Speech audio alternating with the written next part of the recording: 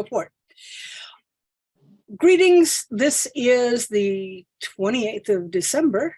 This is Chippa Khan, and welcome to Otherworldly, the Changing Times, Changing Rules program.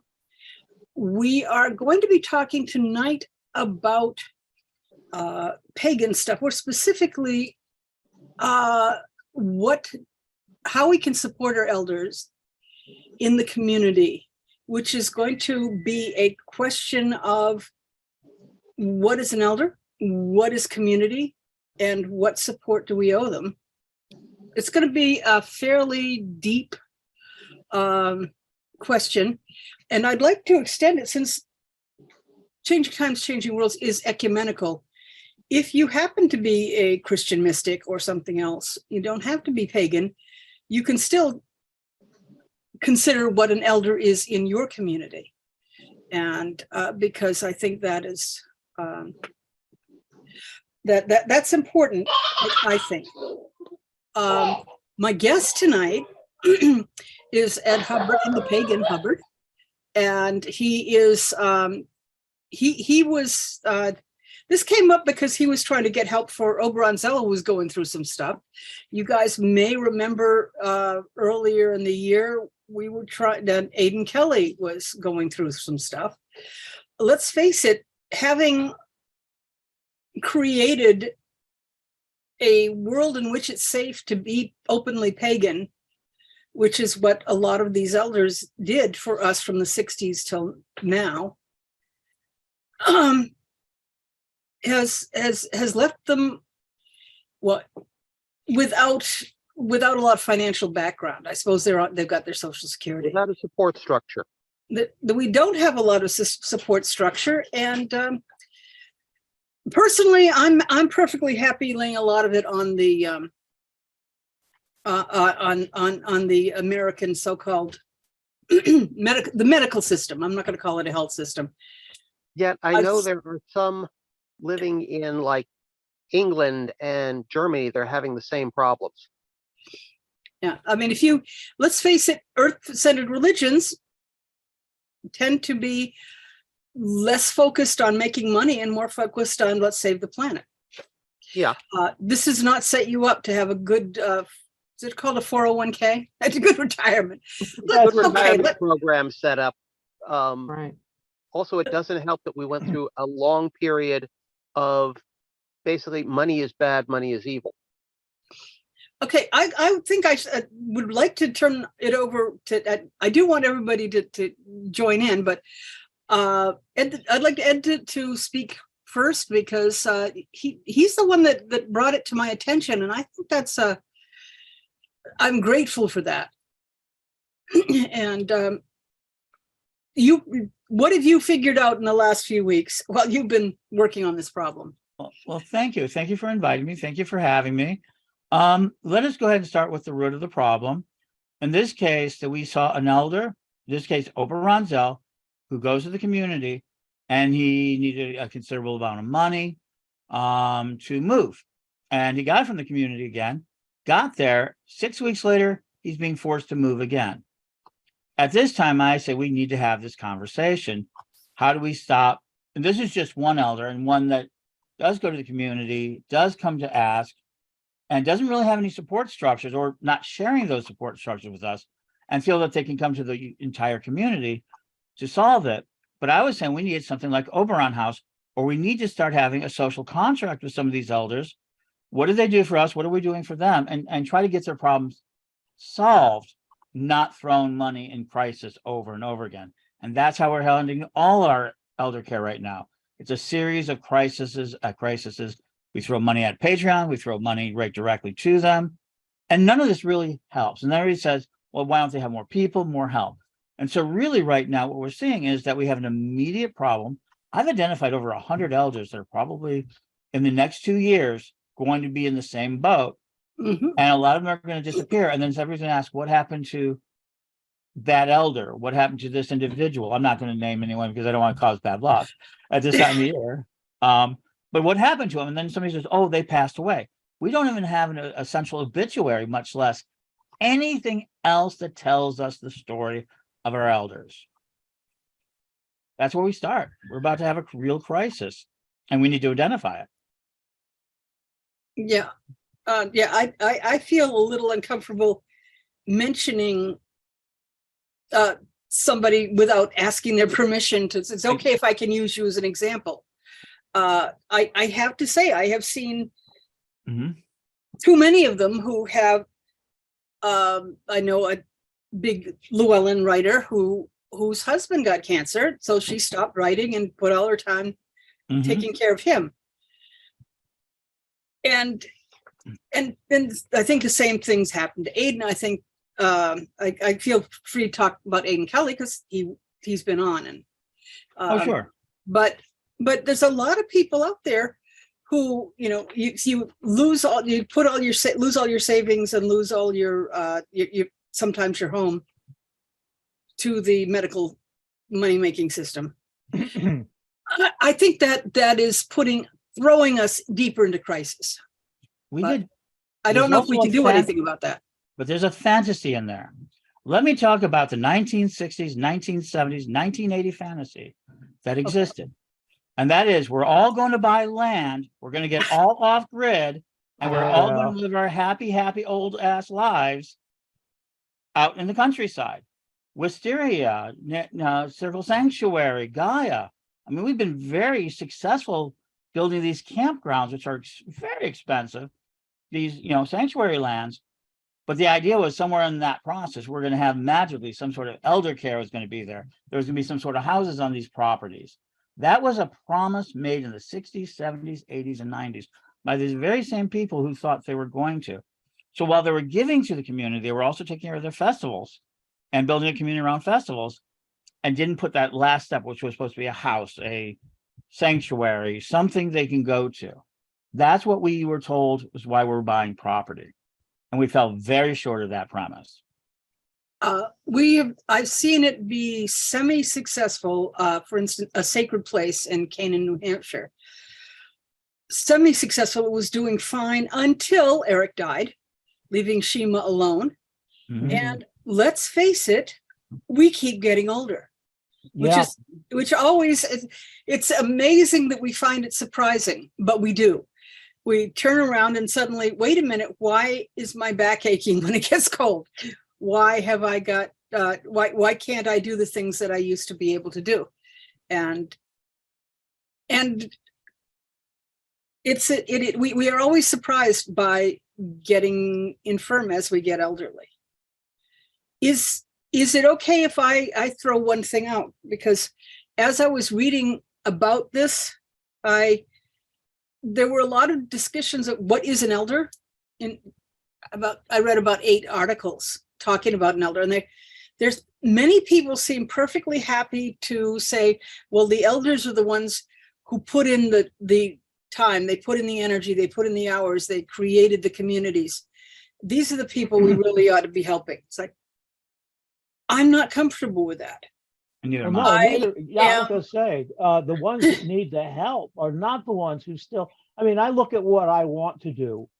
And now after 2 months and 3 trips to the hospital and the rest of it in rehab, with some of the scariest medical situations I faced, you know, I still feel like there's a contribution I can make, but don't ask me to go volunteer someplace or something like that. Whatever I'm going to do, I have to do it from right where I am. Well, it's to me, if I'm going to make the analogy to somebody who is handicapped, mobility impaired, another one that we dealt with a lot in the 80s and 90s, the women who have children, babies at the breast, and maybe couldn't afford babysitters. So well, what do you do when you have a circle? You can't have an infant in the circle. We have to be more adaptable to help everybody. What if somebody only discovered the wonders of paganism when they hit 60? They haven't had a chance to give everything. We haven't put the years in. But they're still achy. They're still mobility impaired. They're still perhaps financially. I'm just not.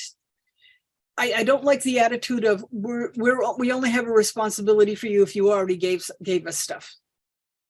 Mhm. But anyway, lot of good people. I see there.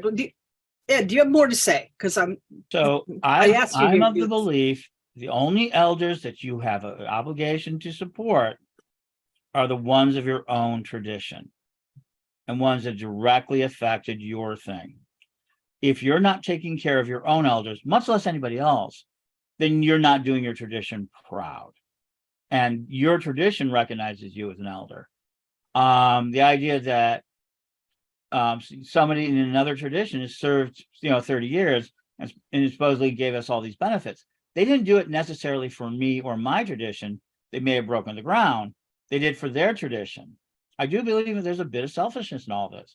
And so if you're not taking care, so who are the elders are the ones you recognize as elders in your life, the ones you accept. Okay. And then you don't have to accept everybody else. I will agree that they may have the first priority, but I would say there's priorities. I'm not going to turn anyone away who asks me for help. That's a different thing. It's about obligation versus duty versus volunteerism. Who do you have your obligations to? Who's your duty to? Who is the community? Human beings. People come to me for Oberon Zell all the time. He's not my elder. I'm not a member of the Church of All World. I've been his mouthpiece at times, but there's no obligation. Oberon Zell is not my elder, right? But people come to me and I try to help, but I don't have an obligation to that. Yeah. Now, Angela's comment kind of just hit close to what I was just thinking, because I'm thinking, well, who the hell are my elders? First of all, I haven't had a hard, solid tradition for any length of time. Jen and I have been kind of floating around the edges for almost 30 years. Our tradition is what we've created for ourselves. It's not a group of people that do the same thing. So and then I look at elders. Well, what about family? If they either are not the same tradition as you these days, or don't have much of a tradition either. I can think of examples where I would think that someone who has been supportive and understanding and patient, I give double value for people who are patient with me. It's a tough job. And these are the people I feel an obligation to, because they have given me something that is incredibly valuable. And there is a natural reflex to try to do something in return. So this person might be an elder, but isn't tied to any tradition whatsoever. Does that count? I think Angela makes a good point here too. My local communities are toxic, so I have to give my energy to people I've never met online, which means she's finding her own community where she can, and it's not necessarily in the real world.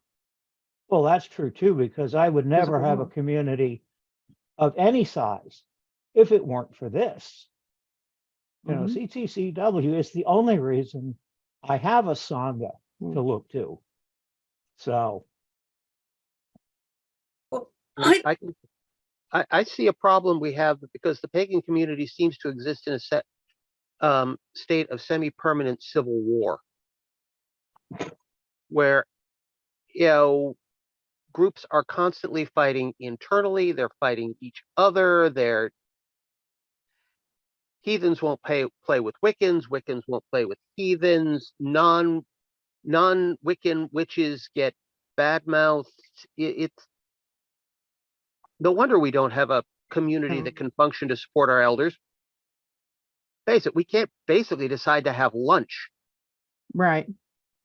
I think I could throw in the anthropological term here, which has been used, which is tribalism. yeah, Your community is your tribe, and tribes tend to be mostly interested in the people within the tribe are the people they know.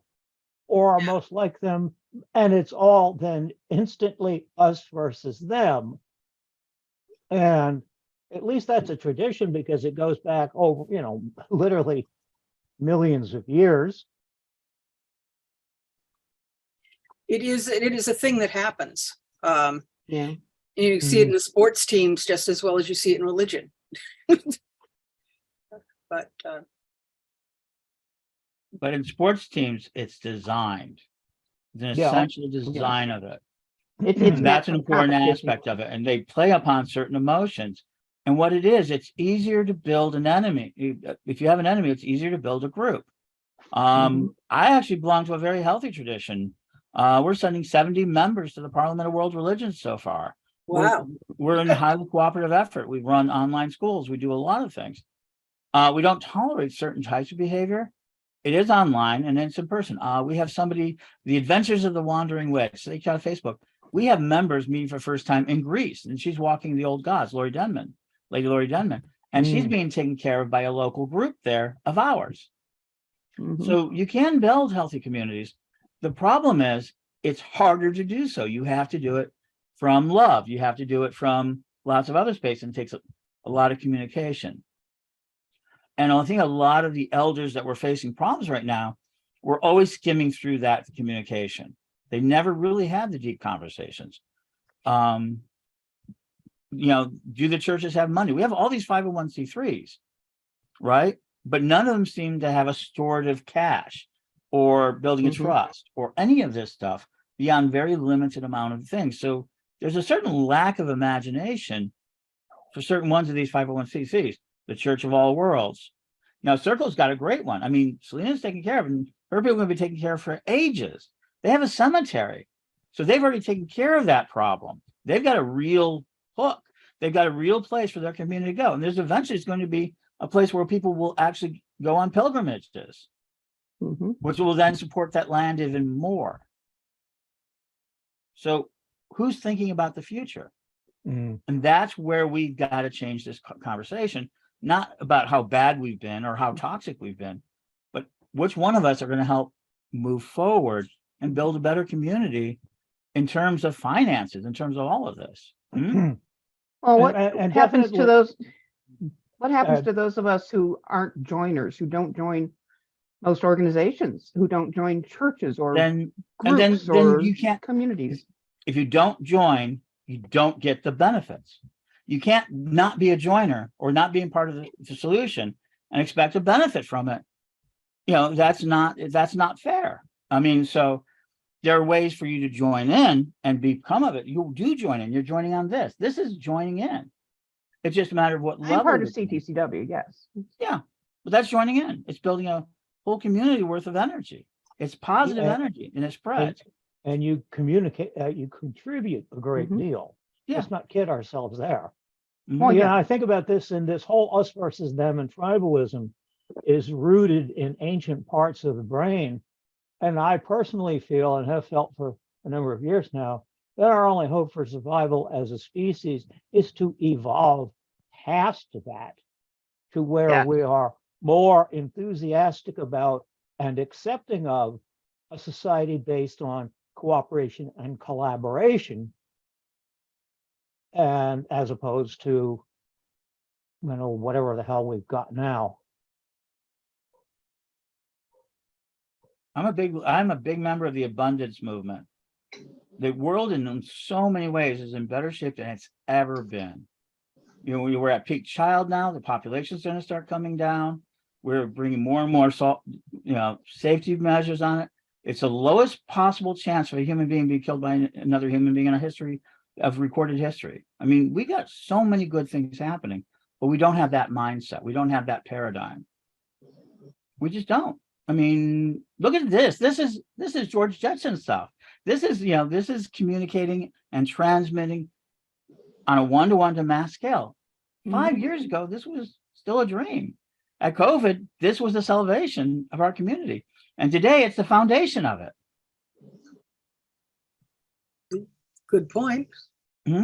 Well, that was one of the other concepts I had, was we probably won't make that evolutionary leap until we find ourselves in a position where cooperation and collaboration has a very definite positive survival advantage and evolutionary edge, where the mean bastards will just die.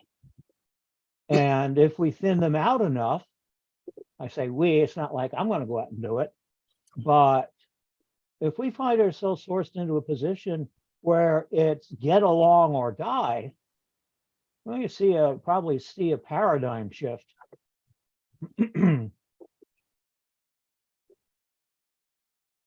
So I think getting back to your original point, I think elder care needs that shift right now. How do we stop being mean to ourselves? How do we stop our own bad behaviors and start building towards better behaviors? Because you talk about the toxicity of, individual groups. I hate to say it, the elders are pretty toxic with each other.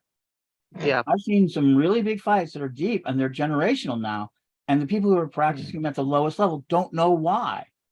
It's like the old turkey story, the great granddaughter asks, why do you cut off the turkey legs? Oh, yeah. Because my mom did it.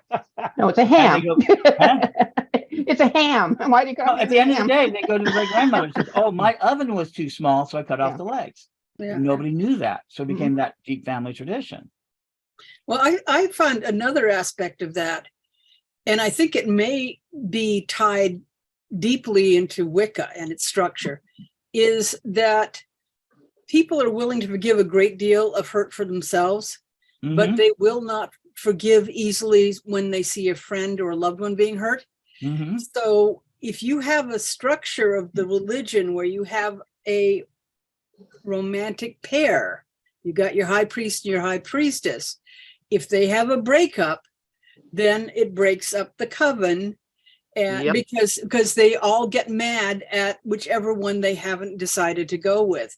And that's a handicap that Wicca has been suffering under for 50 something years, because you forgive almost, you can say, okay, I understand, yes, you are human, I can live with that, but you hurt my friend, boy, no. And I think that is this is why witch wars can get really vicious, because this may be why the Catholic Church decided to go celibate. It's because we got to get that out of the, we're not going to be working for our children. We're not going to be working for our families. We got to make the church the family, so that we don't have that try and getting that motivation out, which I don't think is possible with human beings. And add in too many priestly positions suddenly becoming hereditary. Yep, let's face it, any religion is a work in progress. It keeps changing. They didn't invent the infallibility of the Pope until the 1800s.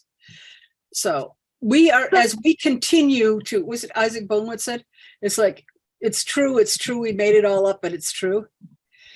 That was one of my favorite bits with this. But I had a fight with him about doing a presentation, and I was like, no, you can't say to the pagans, put your pentagram up on the wall of your shoe store, because you're going to lose a lot more Christian people who are afraid of pentagram for no reason than you're going to gain pagans who will come to buy there because they want to support you.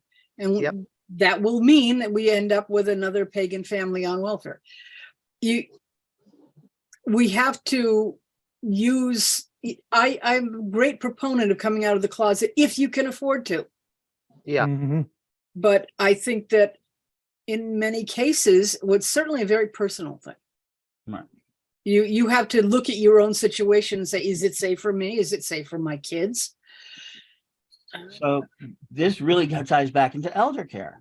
Where have we spent the most amount of money? Remember, paganism is a market religion. Its finances and everything is directly involved with the market. You have to be an author, you have to produce soap, you have to have a shop, you have anything. And the most of the income of the elders were through some means or another, through market forces. Llewellyn going from being, I remember the 90s, oh, you're a Llewellyn author. Oh, that's not very important. To today, it is like the cornerstone of having a successful pagan career is to get a Llewellyn book or a Wiser book, even though we're producing more books than ever. We're a market religion. We have to, even the Corellians that I'm doing, we have a publishing house to earn our income, because we don't have these ties. We don't have other means of making money.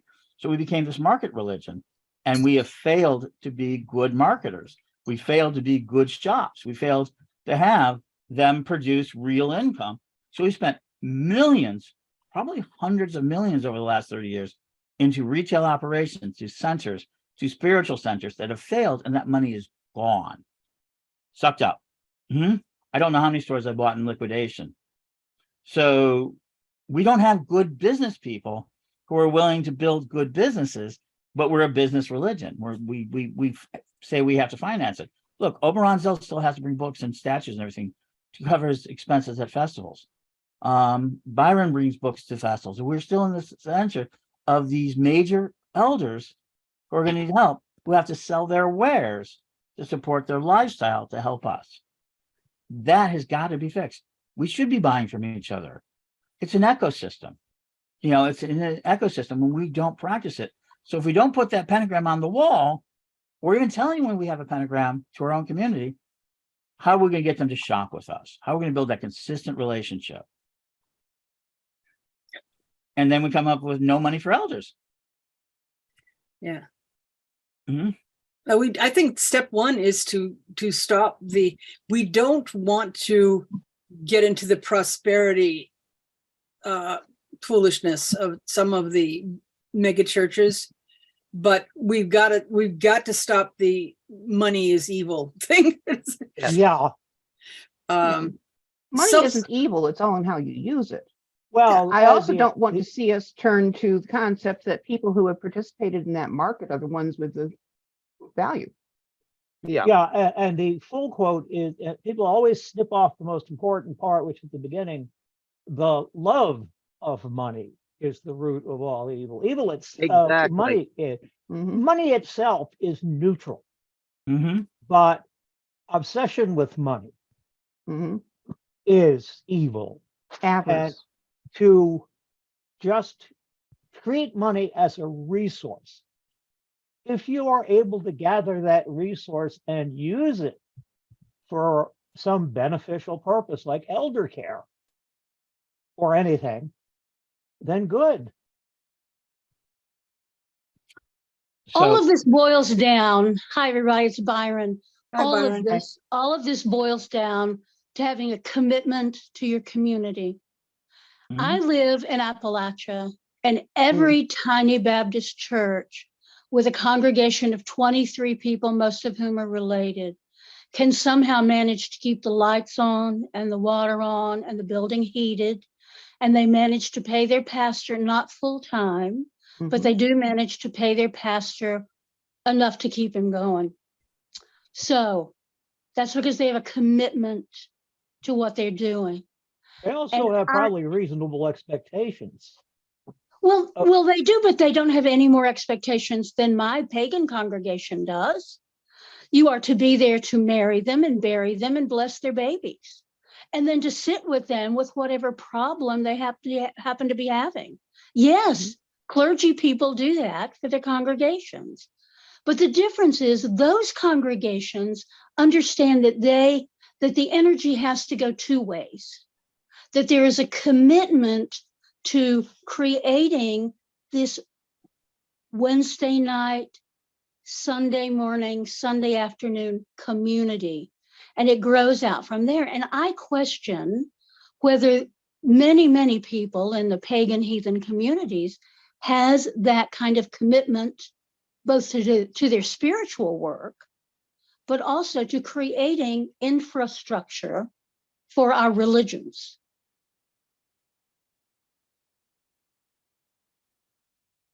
Some have, but we lost. Wait. Oh, there he is. Okay.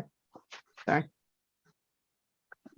But I remember Shima had actually gotten work crews out and taken down trees and stripped them, but nobody ever showed up when it was time to put up the temple they designed. So they finally ended up using them as firewood because they couldn't get anybody who was young and healthy who could actually do the heavy lifting. Well, her current thing is she gets little, what do they call them? The tiny homes. And she puts those on there, and then she lets homeless people stay there until they get their feet back under them. Here is what we discovered with Mother Grove Goddess Temple. When we all came together 15 years ago, our focus was building a temple, which we thought meant building a building. And what we discovered was building a temple was building a community. And we built it brick by brick. We've done it over the past 20 years. And that's what we've done, is invest in community. And when you invest in community, then they come along to help you put up your great big old whatever you're going to build. But you can't just present it as a fait accompli and hope people will come to you, because that's not how it's done. So I'm going to always be saying community building has to be job one for all of us. Well, the earth has to be job one, and maybe the gods job two, and community job three, but I'm not going to hierarchically arrange it like that. But community is super important, and we can do it. We have proved on the buckle of the Bible Belt in Western North Carolina that you can put together a community and a temple, but you have to talk to each other. And you've got to be willing to hear a bunch of crap. And you've got to be willing. We had a meeting in the big witch wars in the 1990s. We had a meeting with all the large covens and independents. And it was like arranging the reception for the Capulet Montague wedding. So this person couldn't sit with this person. This person couldn't sit across the circle from this person. And we moved and rearranged, and we spent hours and hours doing it. But what came out of that was a community that felt like all of their whining and bitching and fears were heard by the other people in the community. And yes, there was a whole lot of ego pounding and a whole lot of, well, we're the very best because we're this kind of thing. But finally, at the end of this 3-hour meeting, we decided that we couldn't worship together, but we could work together. So we could adopt a public street together. We could adopt a stream together. We could create a food pantry and a nonprofit. We could do those things. But the reality was we could not worship together. And that was okay, because we were still in community, even though we weren't together every Sunday morning and Sunday afternoon and Wednesday night. So it can be done, but we have to stop grandstanding, and we've got to stop playing ego games, not only with each other, but with ourselves, and realize that the time is ripe and open. And Ed says this all the time. Now is our time. Now is when we take this seriously and we make the next step. But we can't do that if we're afraid to talk to each other. Okay, off my soapbox now. Thank you. Now is the only moment. Now is the Correct. time. Now, And we've never had more leverage on society than we do today. I am reminded of a very active, wonderful man who tried to get a council of all of the various pagans from all over New Hampshire together. But to prevent witch warring, because this was like at the turn of the millennia, he said, okay, takes two to fight. Anytime we see people fighting, both sides are out. And a year later, there was nobody left in there but him and me. that's because that was wrong. What he did was wrong. And I'm That not was afraid just- to say that. You can't do that. And No. The automatic assumption that both sides are wrong and need to be kicked out. Yeah. That's too absolute. Once again, that's an absolutist statement that basically dooms him from the beginning. You can't Yeah. have two people without there being something they disagree about. you can't, it isn't necessarily, you can't have two to fight, but you can sure have, it only takes one to pick on somebody else. Yeah. And It's so, actually to avoid responsibility. Ultimately, when you have that rule, I don't want to be responsible. I don't want to make people angry. I don't want people to dislike me because you're not listening. So we have an arbitration in our tradition. We actually have arbitrators, people who take on these jobs and these fights. And we salvage a lot of great people who got on the wrong side of something. So this is something we've done. I mean, this is arbitration, and you've got to work it through. I mean, or if they're angry and both sides are lost, then why would I bring up any problem? I would just go home and say, oh, they're not going to listen to me anyway. And if they hear me, I'm going to fight with them, and then I'm going to be kicked out. You're setting up a really dangerous trap that destroys it. And I had it happen to me in the 90s with the Pagan Leadership Conference out of Chicago. We got everybody together. We were going that, and then everybody tried to build on consensus, and they started fighting, and everybody left. Yeah, I don't like the term consensus because I've seen that happen too often. Yeah. And Yeah. it's why I mentioned the failed experiment in New Hampshire, because that if let us at very least be a useful bad example. The problem with consensus is if you have one contrarian in the group, he can enjoy his petty power by stopping everything by saying, no, nope, doesn't matter how long you talk. I don't want it. I was Chippewa, the SCA household I was in was basically knocked down by that very problem. And let's bring it back to this elder care and the elder conversation we're having with the Oberon thing, right? I put it out there. What can we do? What solutions we were? Eventually, really quickly, Oberon said, oh, no, I've got it covered. Very different than the letter he sent out, which was a crisis letter. And then he said, oh, I'm not in that much crisis. And that cooled everybody off very fast. But out of that, I have had more than 700 comments across 4 or 5 pages, because that's what I do, social media. And yet we have not one concrete commitment from anywhere. Everybody said, I can do this, I can do that. But I said, I need one person to take a lead. We can build something, but we need one person to take a lead just to make a final, statement of it. And nobody wanted to. They kept pointing back at me. And I'm very busy right now with a lot of projects that are community building. But so they expect the busy people to pick up that magic tool. And we don't have another set of leadership that says, I've never done this before. Will you elders guide me while I go through this process? No one's willing to take that chance right now. One of the things I've realized about myself as I've gotten older and become more disabled is I think I've had a better sense of where my limits of what I can do are, and not taking on more than that. And I think a lot of people have that same sense. And that may be one reason, at least, that people are not stepping up and saying, well, yes, I can take on a leadership role of this new project here.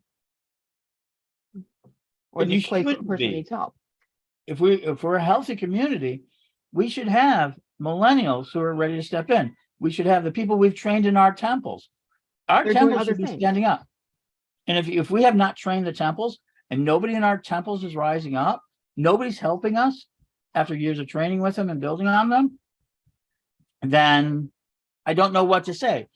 What was the I don't have a family temple. I don't teaching? have a coven. I don't have kids. I don't have any of that. Sure. I mean, and I may have to move back to New Hampshire after my husband dies just to have community. Well, you could also move to community is Connecticut. not a right. Understand that. Just because a community exists, it's not a right. Community is really a privilege we create.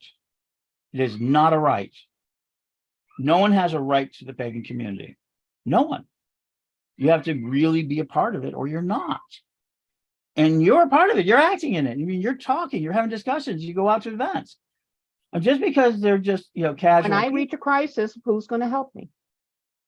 To the level of commitment of the relationships you've made. That's, if when it comes to physical presence, I would have to go to New Hampshire because we have not been able here in Syracuse to be physically present for anything that the pagan community is doing because of our disabilities. It's hard for us. We accept ourselves as pagans and heathens and non-Christian, and we don't really have an entry into the local community because of our physical disabilities. And have you discussed that with the local community?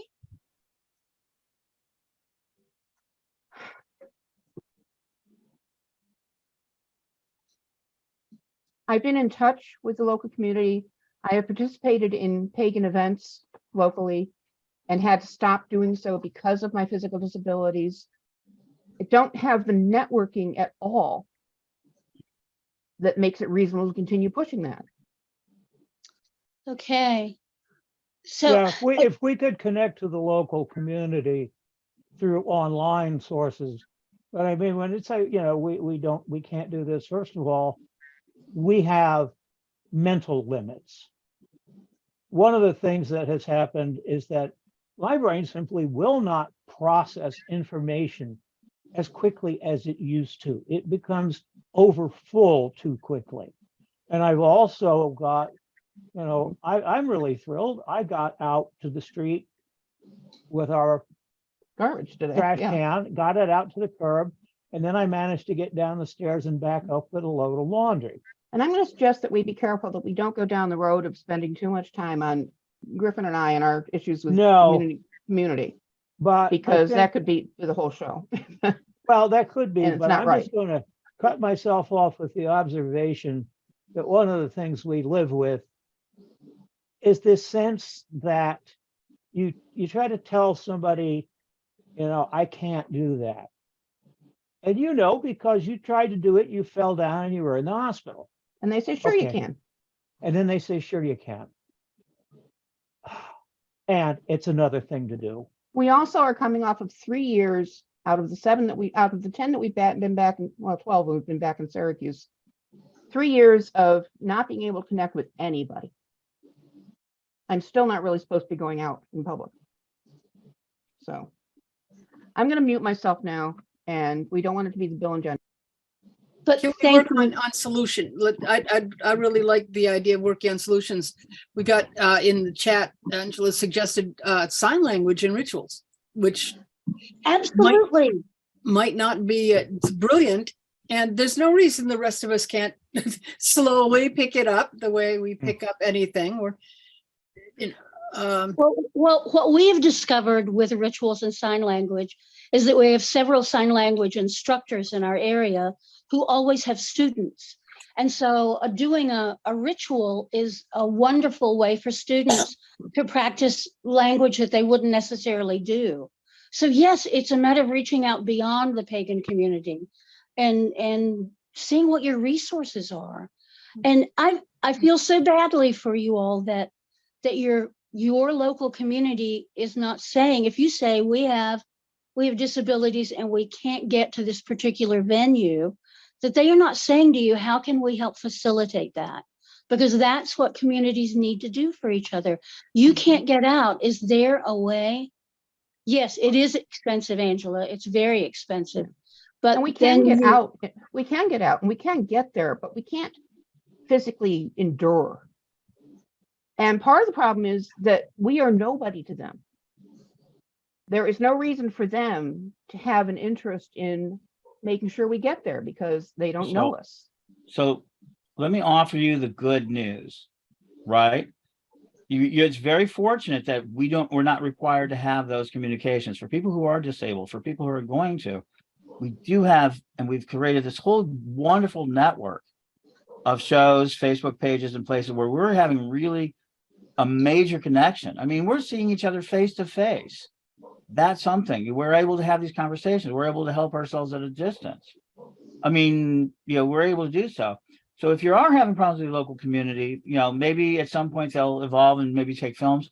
A lot of our temples are now doing Zoom rituals alongside the regular ritual. They're hybridizing them. So there's a lot of ways to have that.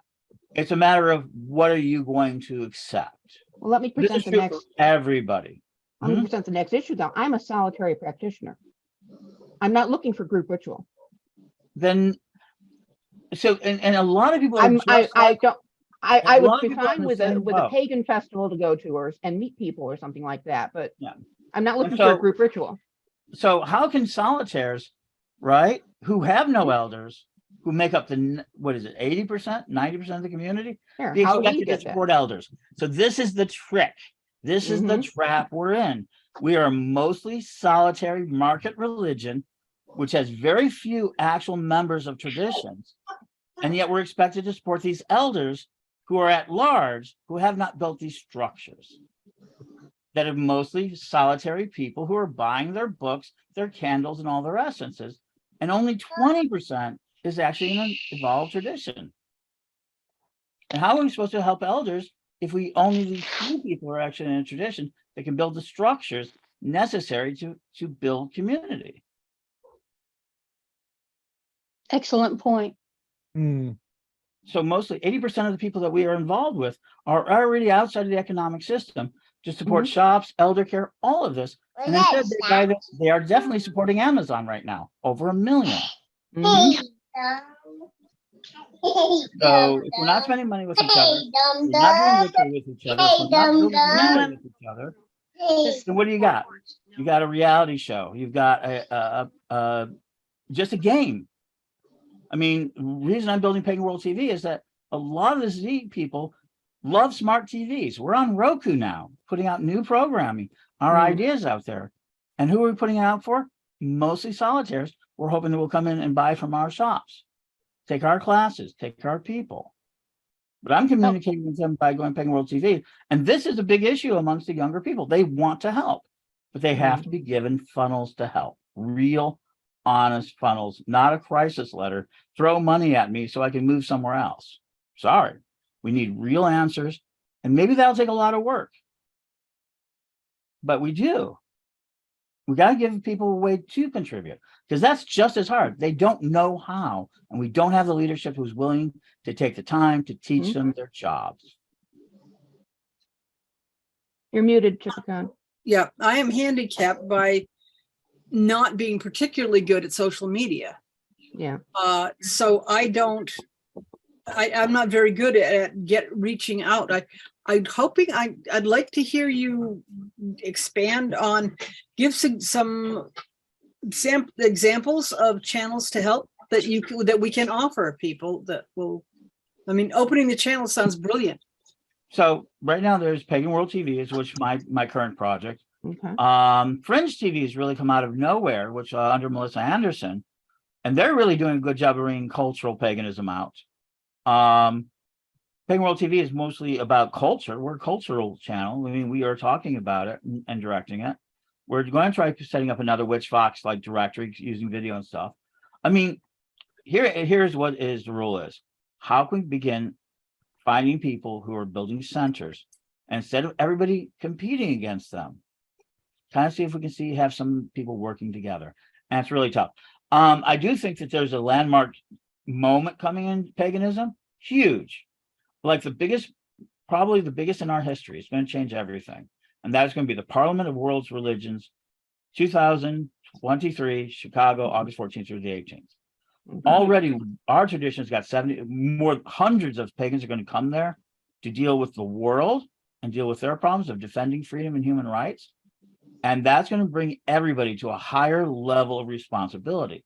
Once we are now in this world of being accepted, we're accepted by the Parliament. We've had vice chairmen who have been both pagan and Wiccan separately.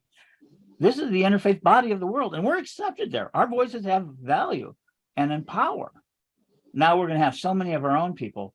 Are we going to fight there? Are we going to talk there? Are we going to meet there? Are we going to learn what the responsibility we have to the world? This is a year the pagans have to ask themselves, what is our responsibilities? What is our obligations? And what do we want our community to look like? Forget everything in the past. This is now. Because if we don't do it now, we're just going to repeat this 5 years, 10 years, 15. We should have done this 25 years ago. We knew it then. We said it. Yeah. And so that's really like the Kyoto Accords, right? Yeah. And if you believe in climate change, oh my gosh, what are we doing? We should be on top of this. Where are we training our kids to be terraformers? We were exactly right. Everything they said in the 60s and the 70s that we warned the world about, we were right. And yet, where are we in that world of rebuilding? Where's our terraformers? Where's our environmental scientists? No, what we did is we decided to go to the gentle arts. We have beautiful artists, writers, soap makers, and everything else. But where are our hardcore people? Where were we training them for a world that we were seeing? And our farmers and you know, we get our little things with my goats and chickens and pigs and things. I mean, I was a 7-year worm farmer on an industrial basis. And the only reason I'm not a worm farmer today is because I had real problems with the government not liking that I was replacing an industrial system. To go back to it. but we were selling over $100,000 worth of worms a year. Mhm. Okay. So environment, seed, we talk about seed. Seed is getting more valuable by the moment. Everything we literally talked about, including this, was ignored for festivals, books, Right. fighting for the different divisions of our religion. How do we do this left or do we do this right? Well, if so many of pagans and other related practitioners are independents, Yeah. solo practitioners, maybe what we need to be focusing on is helping them become and to feel like they are a part of the wider community, the overall set of pagans, heathens, etc., and not just an individual practitioner somewhere lost in that background, without losing their solo practice. We have Pagan Pride that does a really good job with that. I know that was one of the festivals we tried to Unfortunately, the last participate in couple here. of years, pagan prides haven't been happening because I've come to Oh, I don't know, 2022, more Pagan Prides than any other year of Pagan Prides, period. This was the first I time used to network with a in bunch of pagan Yeah. prides, but for some reason, every time I tried to get in touch with them, oh, it's already happened, or oh, our vendors are full, or oh, Mhm. as soon as Communication is difficult with the local pagan pride here. You have to be contacting them at the right time to find out what's going on. And and every one of them has a different contact window that they don't advertise. You go to their Facebook site or their website, and it's been dead for 2 years, and you try and get in touch with them, and I just barely luck out. yeah, I didn't say it was the best. I said it was the most it's successful. fair. Yeah, but yeah. Well, the National Committee, let's be honest, the National Committee has not changed their website in 6 or 7 years now. There is no Mhm. National Committee of any importance anymore. Our local pagan Right. pride happens outdoors in September, and it's always bad weather. I Mhm. can't go. So that's with that. But I went to Like more pretty Pagan much Prides every this year than Beltane in before. Connecticut. Mm, Nothing mentioned- nothing can draw rain like a pagan event. yeah. Anyway, that gets back to an You individual mentioned case. Pagan World TV. Is there some place that I can contribute? I've got good graphic skills, excellent writing skills. Is there some I can Yeah. contribute? So you can go to paganworld.tv.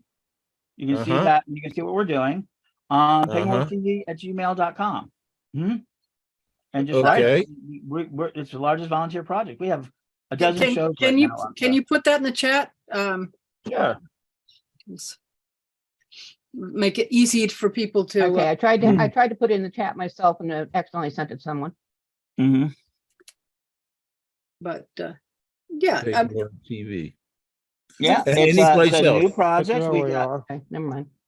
and this fits more of what I've done in the past, and that is like I've done. So we've done, I did Pagans Night Radio and got people started. I mean, I've always been media, so I do have a different way we look at community. We have built more community than we can possibly imagine. We've been a bigger influence than we've ever imagined. I don't know how people can look at this community in the same way and always be this sort of toxicity, where I've seen so many places where it's built. It's a problem. It's the amygdala and the fear training. We're actually really healthy. We are on the verge of actually being able to do more than just survive, but thrive. We've got 2 million fans out there. I want people to realize, not members, not anything else, just like we've talked about, independents who've read all of our books. Remember, there's a book a day coming out on some aspects of Wiccan and paganism now. There's more publishing houses than there have ever been. There's more practitioners there's ever been. We've never had this much witchcraft in the world simultaneously, ever. Mhm. There's never been more Wiccan practitioners. There's never been more pagan practitioners. There's never, ever been more than it is right now. Hearing modern- that and seeing it backed up with some numbers suddenly changes my perspective on the situation, because you're talking very concretely here about how many of us are there, and relative growth over time. And this is like the first time I've ever heard all of these things said, at least in this channel. Right. And Maybe everybody I'm- always uses the excuse is that only because we have more people than we ever have. Actually, we're at peak child. We're about to see the population of Earth finally, after we were arguing in the 70s, start to come down in population. Mhm.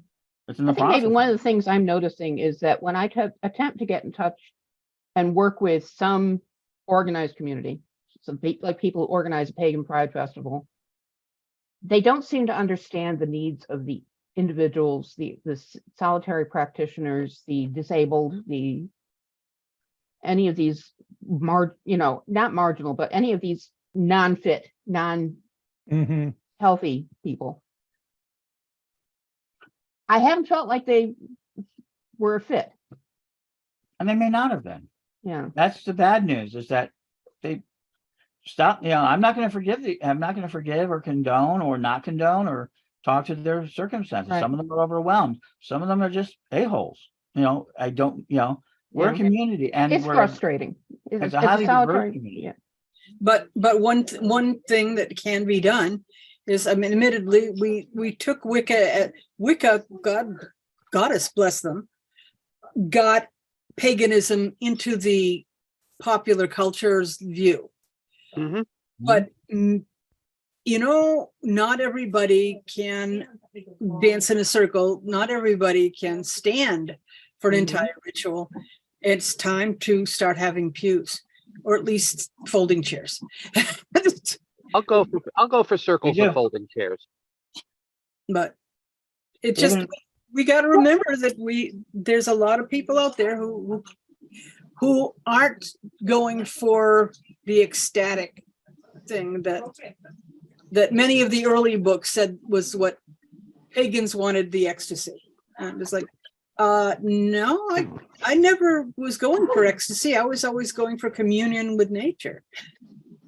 So That's the point of community, is that if you no longer can stand through a ritual, then we should be able to say, I really need a chair for this. I'm not somebody who can stand here for 45 minutes. And if there is a relationship, then there should be accommodation. There should be, whoever is the facilitator or leader should say, oh, Evie, yeah, of course, we've got some chairs over here. And it's just, the communication is the piece that is the most frustrating. And sometimes it Because begins with site selection, like the place that Pagan Pride in Syracuse area is held is a very lumpy, full of trees and tree roots piece of ground in the park. Yeah, and the people who organize it need to be told that. Now they may not be able to do a darn thing about it, because in a lot of places it's hard to get a place that you can do a pagan pride, but ideally you should be able to say, if this is so ADA non-compliant, we have to find a better site, and then to say, I will help you find a better site. I'll make some calls. If you are able to do the stepping in and doing that, that's fine. Not everybody is capable, because of their abilities or lack of them, of stepping in and being the leader. I wasn't even talking about being a leader so much as saying, okay, I'm gonna make some phone calls. I'm gonna get online. I'm gonna give you some suggestions if I find any. That's all. Yeah. Well, not everybody's capable of that. and maybe I think Byron's got a really great point, that the communication. A lot of times the elders are saying, oh, well, that's, I guess I'm just going to have to drop out and be a solitary now, because I can't do I don't want to spoil it for the young people. It's not spoiling it for the young people if the old people have a seat and are teaching songs, teaching skills, teaching divination, teaching healing, whatever, doing what they can do, but and that's great if they've already been part of a community for a while. Yeah, but you don't, a lot of these solitaries, people who have just finally bumped into somebody, if they're 60, they probably already have some mad skills in some area that will be useful. We don't, it doesn't have to be being able to create a gateway to another world. It could be knitting. It could be cooking. Even that can be lost to disability though. Yeah, but I'm just saying that Yeah.